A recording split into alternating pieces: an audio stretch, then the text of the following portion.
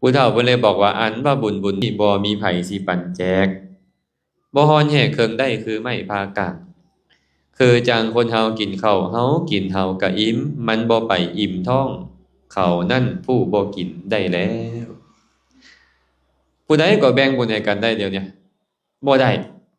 เป็นตาเรือใจบ่ล่ะผู้อยู่เฮือนบัดเนี่ยเพิ่นก็เลยบอกเฮาตื่นว่าเอวังอาทิตตเกโลเกเมื่อสัตว์โลกถูกไฟไหม้ไฟหยังล่ะชรายะมรณียจะความแก่และความตายนี่มันไหม้อยู่นีหะเรเถวะทาเนนะชินนังโหติสุนีหตังบุคคลจึงควรนำออกด้วยการให้ปันอันใดให้แล้วชื่อว่านำออกแล้วมื้อนี้ญาติโยมเอาข้าวติ๊บหนึ่งมาให้ญาติโยมชื่อว่านำออกแล้วสำคัญเอาแกงถ้วยหนึ่งมาให้ชื่อว่านำออกแล้วสำคัญสิ่งที่อยู่เฮือนศาลลานแป้นยังบ่ชื่อว่านำออกมีหลายปานใดก็บ่ชื่อว่านำออกจักเฮกตาร์ล่ะแม่เวียงอันสวนยางพารานี่บ่ฮอด200แล้วบ่ ฮะเออบ่ฮอดก็ใกล้แล้วแหละอาตมาเบิ่งนี่นะเนาะสิเอาออกแบบใดดีล่ะบัดเนี่ยต้องหาวิธีเอาออกเทื่อละน้อยเทื่อละน้อยคือพวกเฮามาเฮ็ดนี่แหละอ้าวมื้อนี้แจ่วเห็ดปวกมื้อนี้ป่นปลา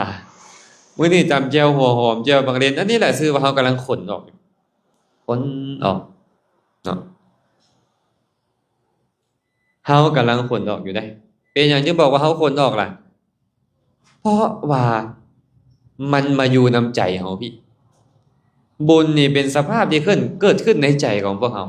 มันบ่แม่นอย่างอื่นเด้ขันสภาพที่เอิ้นว่าเจตนาในการสละยังบ่เกิดขึ้นในใจนี่นะก็ยังบ่มีทานเกิดขึ้นเมื่อมีเจตนาในการสละออกไปแล้วทานชื่อว่าเกิดขึ้นแล้วกุศลชื่อว่าเกิดขึ้นแล้วไผล่ะญาติไปได้บ่เนี่ยไฟมาไหม้บุญได้บ่ไม่ได้บ่บ่ได้น้ำท่วมบุญได้บ่โจรมาลักบุญได้บ่พระราชาปล้นไปได้บ่อีหลาน้อยอยู่เฮือนเอาไปได้บ่บุญนี่บ่ได้เนาะแม่เวียงเฮ็ดพอกิโลยก็บ่ได้นำแหละพอกิโลยเฮ็ดแม่เวียงก็บ่ได้แม่นบ่ต่างคนต่างเฮ็ดต่างคนต่างได้เด้ผู้เฒ่าเพิ่นเลยบอกว่าอันว่าบุญนี่บ่มีไผสิปันแจกบ่ฮ้อนแฮเคิงได้คือไม้พากางคือจังคนเฮากินข้าวเฮากินเฮาก็อิ่มมันบ่ไปอิ่มท้องเขานั่นผู้บ่กินได้แล้วผู้ใดก็แบ่งบุญให้กันได้เดี๋ยวเนี้บ่ได้เป็นตาเรือใจบ่ล่ะผู้อยู่เฮือนบัดเนี่ยแต่ว่าคันเจ้าอนุโมทนาสาธุนำเด้อแม่เด้อเจ้าไปเด้อพอบ่ได้ไปเด้อมื้อนี้แม่ไปซะเด้ออนุโมทนาบุญนำได้บุญบ่แบบเนี้ยมันก็ได้หั้นแล้วชื่นชมนำแม่นบ่แม่นผู้ใดเป็นผู้ชื่นชมเฮานี่แหละชื่นชมผู้ลางคนผัวไปวัดผัวไปให้ทานไปเด้อพ่อเด้อมื้อนี้ข้อยบ่ได้ไปนำดอกอนุโมทนาบุญนำเจ้าเด้อแบบนี้มันก็ได้ล่ะบ่และผู้ใดเฮ็ดการอนุโมทนาล่ะตัวเจ้าของเองเฮ็ดแม่นหรือบ่แม่นแม่นคันซั่นเฮาต้องเฮ็ดเองทั้งหมดพระพุทธเจ้าจึงตรัสไว้ว่าปุญญังโจเรหิทูหรังบุญเด้อโจรเอาไปบ่ได้นะบ่มีอย่างอื่นเด้อมีแต่บุญเท่านั้นโจรเอาไปบ่ได้ของแนวอื่นโจรเอาไปได้หมดนะเงินในบัญชีเป็นหยังอยู่ซื่อๆเขาเว้า3คำนึงโอนให้เขาเป็น100ล้านพันล้านน่ะเบิ่งแหมไอ้โจรนี่มันเก่งขนาดน่ะเนาะมันมาในรูปแบบใดโจรเนี่ย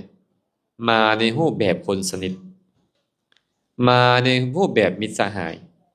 มาในรูปแบบเพื่อนร่วมงานมาในรูปแบบคนหักคนแพงลูกเต้าหลานแพงมาในคราบของลูกก็มีมาในคราบของพ่อของแม่ก็มีไอ้โจรนี่นะมันมาที่ทุกคราบอีหลีจังอยู่เว้ยแล้วมันลักขโมยเอาไปได้เบิด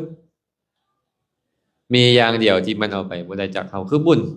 แม่ต้อยเตรียมแล้วบ่เตรียมตัวที่เขาจะเอาไปจากเขาบ่ได้แล้วบ่เตรียมเด้อคันเอาไปน้อยก็เกื้อกูลต่อเฮาน้อยคันเอาไปหลายขึ้นก็เกื้อกูลต่อตัวเองเฮาหลายขึ้นก็ย้อนอยากได้บุญเป็นหยังล่ะคืออยากได้บุญเพราะบุญนี่โจรขโมยไปบ่ได้มีเกิดในใจของผู้ใดจะประกอบประโยชน์เกื้อกูลแก่บุคคลนั่นสิ้นกาลนานอาตมามักเว้าเรื่องของลูกชายของตักบงกฎเจ้าสัวบุญชัยเนาะเคยได้ยินบ่ชื่อเนี่ย